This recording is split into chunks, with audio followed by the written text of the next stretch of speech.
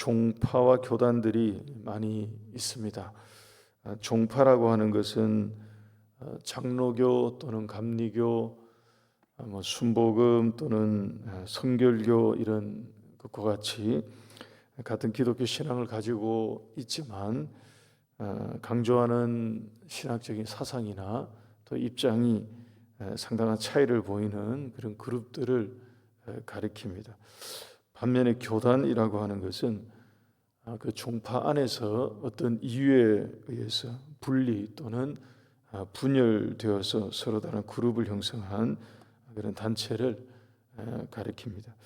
근데 종파와 이 교단을 다 아울러서 종파든 교단이든 다 아울러서 기독교 안에는 오랫동안 우리 개신교 안에 오랫동안 현재까지도 큰 두 줄기라고 할 수 있는 강조하는 것에 있어서 차이가 있습니다. 하나는 이 칼빈주의라고 하는 것이 있죠. 하나님의 주권 또 예정, 섭리 이런 것을 강하게 강조하는 입장입니다. 우리 교회가 속해 있는 교단 또 이 장로교가 가지고 있는 기본적인 입장이죠. 또 하나가 있습니다. 알미니안주의라고 아마 들어보신 분들이 계실 수도 있는데요. 여기에는 하나님의 주권을 인정하면서도 인간의 반응 또는 의지, 또 인간이 해야 되는 어떤 행위 이런 것에 있어서 좀 중요하게 보는 그런 입장을 가지고 있습니다. 그래서 하나님의 부르심과 함께 하나님께서 우리를 불러주심과 함께 사람 쪽에서 응답이 있어야 된다 하는 것을 강조합니다. 그래서 예정이나 작정 이런 것도 어떤 점에서는 좀 조건적으로 이루어진다고 하는 그런 입장을 가지고 있습니다. 칼빈주의는 너무 하나님의 절대적인 주권만 강조하다가 보니까 실은 인간의 책임이나 반응 이런 것을 소홀히 하는 경향이 좀 없지 않아 있습니다. 이런 거죠. 그냥 하나님이 다 알아서 하시는 거야. 이렇게 믿고 생각하는 그런 거죠. 우리는 아무것도 할 게 없는 거야. 이런 것입니다. 결국에는 하나님의 뜻대로 다 되는 것이기 때문에 우리 쪽에서 이렇게 아둥바둥한다고 해서 그게 큰 의미가 있는 게 아니야라고 생각하는 일종의 이 극단적인 칼빈주의로 흐를 수 있는 그런 위험도 없지 않아 있습니다. 근데 말씀드린 이 알미니안주의는 인간의 책임과 또 의지, 반응 이런 것을 강조하다가 보니까 구원론에 있어서 좀 카톨릭화되는 경향이 있습니다. 그러니까 인간 쪽에서 어떤 행위를 해야 하고 또 선행과 같은 어떤 그런 행실이 좀 필수적인 요소처럼 느껴지게 만드는 그런 것이 있습니다. 여러분 이 둘 사이에는 실은 좀 보완이 필요한 그런 부분이 있습니다. 오늘 이 말씀 우리가 읽은 11장 후반부에 나오는 이 내용은 하나님의 절대적인 주권을 강조하는 우리가 저와 여러분들이 한번 생각해 봄직한 그런 대목이 여기에 보면 나오고 있습니다. 설교 제목으로 삼은 26절을 한번 보십시오. 11장 26절 말씀 보시면 내가 오늘 복과 저주를 너희 앞에 두나니 라고 되어 있습니다. 여러분 여기에 복과 저주를 너희 앞에 두었다 하신 이 말씀은 마치 이런 것과 같습니다. 밥상을 이렇게 차려 주셨는데 거기에 먹을 음식을 메뉴를 두 개 이렇게 올려놓은 것과 같아요. 복 요리가 있고 저주 요리가 있는 메뉴를 두 개 이렇게 밥상을 차려서 우리 앞에 이렇게 놔 주신 것입니다. 그리고 이거 선택해서 먹으라고 얘기하시는 그런 거죠. 복을 원하면 그쪽을 선택하고 저주도 괜찮다고 생각하면 그쪽 편을 택하고 이것을 선택해서 취하라고 하시는 것과 같습니다. 그 선택에 따라서 결과와 운명이 달라진다는 말씀입니다. 27절과 28절 말씀 보십시오. 너희가 만일 내가 오늘 너희에게 명하는 너희의 하나님 여호와의 명령을 들으면 복이 될 것이요. 28절에 너희가 만일 내가 오늘 너희에게 명령하는 도에서 돌이켜 떠나 너희의 하나님 여호와의 명령을 듣지 아니하고 본래 알지 못하던 다른 신들을 따르면 저주를 받으리라.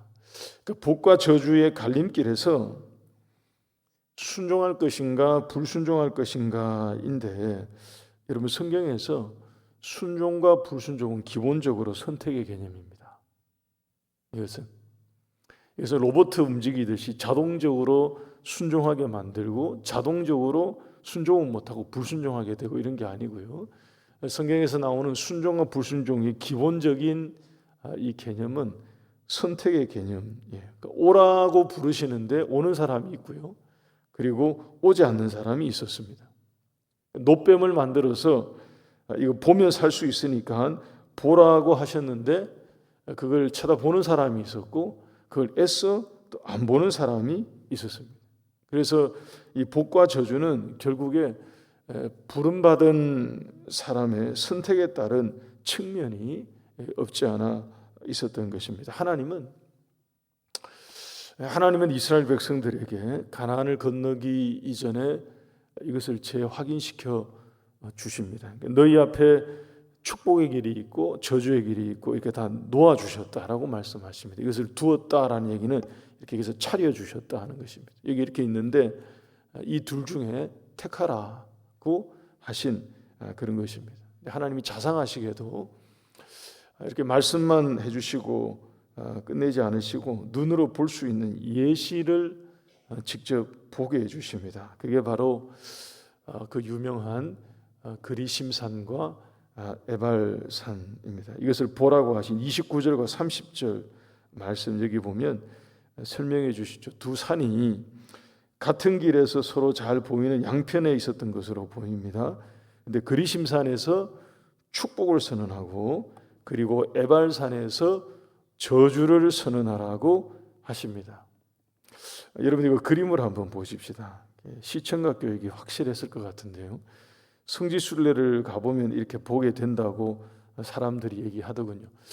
이게 보면 이게 사진으로 보는 것처럼 이렇다고 합니다. 여러분 보실 때 이 그리심산이 대단히 그린이고 그리고 에발산은 뭐 전혀 나무가 없는 민둥산으로 그냥 그렇게 보이십니까? 그럼 보기에 따라서 뭐 그럴 수도 있지만 저희 눈에는 그냥 거기서 거기처럼 보입니다. 그냥 뭐 시쳇말로 도토리 키재기 하는 것처럼 그냥 이렇게 보이는데 그리심산에서 축복을 선언했기 때문에 그리심산에 있는 나무들은 다 울창해지고 에발산에서는 저주를 선언했기 때문에 그 땅의 나무들은 다 죽은 나무가 되었고 뭐 그런 것만 하나님이 보여 주시려고 하신 것은 아닌 것으로 보입니다. 여러분 그렇다고 하기에는 말씀드린 것처럼 다 그냥 그만 해 보이는 거죠. 그것보다는 이런 게 아닐까 싶습니다. 여러분 저 사진을 딱 봤을 때 대번에 딱 드는 생각이 그런 거 아닌가요? 길이 한 길이 쫙 이제 중간에 가는데 눈앞에 이게 가까이 딱 있습니다. 그냥 한눈에 보이는 거예요.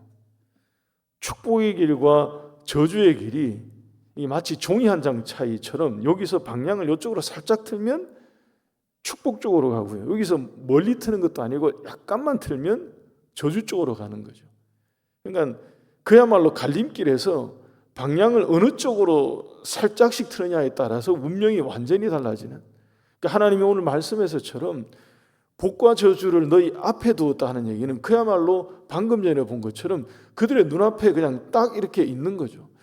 하나님의 이 예시가 시청각 교육이 이런 점에서 굉장히 확실했던 것으로 보입니다. 말씀을 이렇게 하시고 난 다음에 딱 보여주시는 거죠. 그리심산이 여기 있고 에발산이 여기 있는데 생긴 게 비슷해요.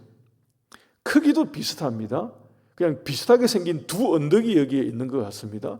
사람들이 볼 때는 그냥 이렇게 보이는데 여기에는 하나님의 말씀이 담겨져 있었죠. 이쪽이 축복이고 이쪽이 저주라고 하신 것입니다. 그러니까 보는 것을 따라갈 것인지 하나님의 말씀을 따라갈 것인지 이걸 택해야 되는 거죠. 그리심산에서 축복을 선언했기 때문에 여기에 나무가 잘 자랐고 여기는 민둥산이 되었고, 이게 실은 키로 보이지가 않아요. 이게 그런 게 아니고 그들의 눈앞에 두 개가 그냥 한 번에 딱 있는데 어느 쪽을 택할 것인지는 찰나의 선택과 같은 그런 것입니다. 근데 운명은 완전히 달라지게 되는 거죠. 그야말로 그들의 눈앞에 두 개를 딱 놓아주시고 한 길로 가다가 어느 쪽으로 갈 것인지 정해야 했던 그런 것입니다. 이 결정이, 이 선택이 이들에게는 정말 운명과 같은 그런 것이 되었던 것입니다. 여호수아에 가면, 여호수아서에 가면 흥미로운 장면이 하나 나옵니다. 여호수아가 여리고성을 점령하고요, 그리고 아이성까지 점령하고 나서 하나님을 위하여 제단을 쌓는데, 어디에서 제단을 쌓는가 보면 축복의 산인 그리심산에서 제단을 쌓지 않고요, 저주를 선포했던 에발산에서 제단을 쌓습니다. 여호수아 8장 30절 말씀을 한번 보십시다. 여호수아 8장 30절을 보시면, 그때 여호수아가 이스라엘의 하나님 여호와를 위하여 에발산에 한 제단을 쌓았으니라고 하죠. 그리고 32절 말씀 이어서 보시면 여호수아가 거기서 에발산이죠, 에발산에서 제단을 쌓고 거기에 서서 모세가 기록한 율법을 이스라엘 자손의 목전에서 그 돌에 새겨서 기록했다라고 되겠습니다. 뒤이어서 33절과 34절 이어서 보시면 모든 사람들이 다 나와서 절반은 맞은편 그리심산에 서고요, 절반은 에발산에서 선 것입니다. 그리고 34절 말씀에 이렇게 기록합니다. 그 후에 여호수아가 율법책에 기록된 모든 것대로 축복과 저주하는 율법의 모든 말씀을 거기서 낭독했다고 했습니다. 왜 축복의 산인 그리심산이 아니라 저주의 땅인 에발산에서 제사를 드리고 거기서 생명의 말씀을 선포했을까? 생각해 보면 여러분, 하나님의 심판이 선언된 곳이라도 다시 하나님께로 돌아와 제단을 쌓고 말씀을 듣고 순종하며 살겠다고 하면 에발산에도 하나님의 은혜가 임한다는 것을 보여주신 것일 겁니다. 에발산에서 쌓은 이 제단은 여러분 그런 점에서 무엇과 같으냐 하면, 우리는 신약적으로 구속사적으로 이것을 받아들이고 이해할 필요가 있죠. 모든 저주를 꺾으시고요, 모든 죄를 이기시고요, 그 죄의 한가운데에서 그 모든 죄를 고스란히 다 받으신 상태에서 그 죽음과 사망과 죄를 다 이기시고 그 죄 가운데 빠진 사람들을 구원하신 예수님의 대속, 속죄를 의미하는 제사인 거죠. 그 저주의 땅에서 제단을 쌓고 하나님의 이름을 부르고 말씀을 선포하고 다시 그 자리에 섰을 때 하나님의 은혜가 거기에도 다시 임할 수 있음을 보여주신 것입니다. 그래서 갈림길에 설 때마다 우리가 어디에 서야 할 것인가, 어제도 말씀드린 것처럼 이게 땅이 문제가 아니었던 것입니다. 이쪽이 그리심산이고 이쪽이 에발산이고 하는 이 땅의 문제가 아니라 비슷하게 생긴 두 언덕이지만 어디에 하나님의 말씀이 있어서 하나님의 말씀을 따라 갈 것인가. 여기에 그냥 거기서 거기처럼 보이는 산이지만 여기가 축복이, 여기가 저주가 있다고 말씀하신 그 하나님 말씀 따라 움직이고 가는 것, 그게 우리가 선택해야 될 길인 것입니다. 여러분, 오늘도 매 순간 어떤 갈림길에 설 때마다 복을 선택하고, 그리고 자칫 잘못된 길로 발을 옮겼을 때라도 거기서 다시 하나님께로 돌이키는 우리 모두가 될 수 있기를 바랍니다.